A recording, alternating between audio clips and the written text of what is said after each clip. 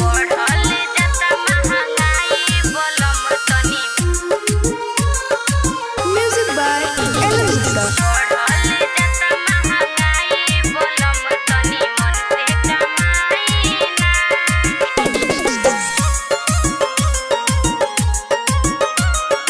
मन से कमाई ना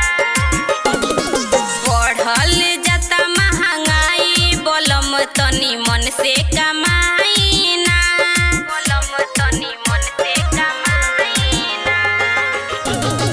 बढ़ल जाता महंगाई बलम तनी मन से कमाई ना मन से कमाई पिया मन से कमाई कैसे के हाँ कैसे के सेवा होई बाबुआ माई के मन से कमाई ना बढ़ल जाता महंगाई बलम तनी मन से कमाई ना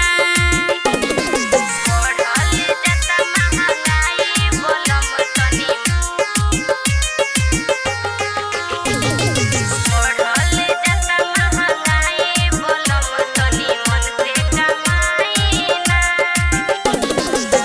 जेठ जेठानी सब मारेली ताना नैहर में बाटे ना कवनो ठिकाना नैहर में बाटे ना कवनो ठिकाना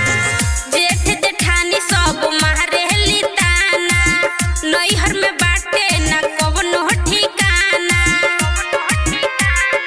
कैसे हम लइका पढ़ाई बलम तनी मन से कमाई ना बढ़ल जाता महंगाई बलम तनी मन से कमाई ना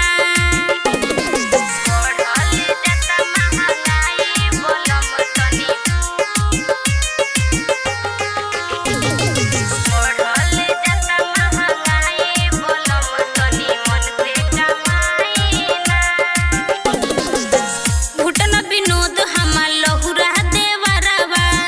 लामा हो चौड़ा राजा बाटे परिवारवा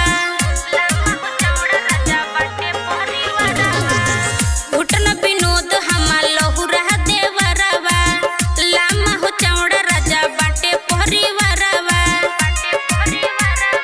कैसे हम तोहके समझाई बलम तनी ठीक से कमाई ना बढ़ल जाता महंगाई बलम तनी मन से कमाई ना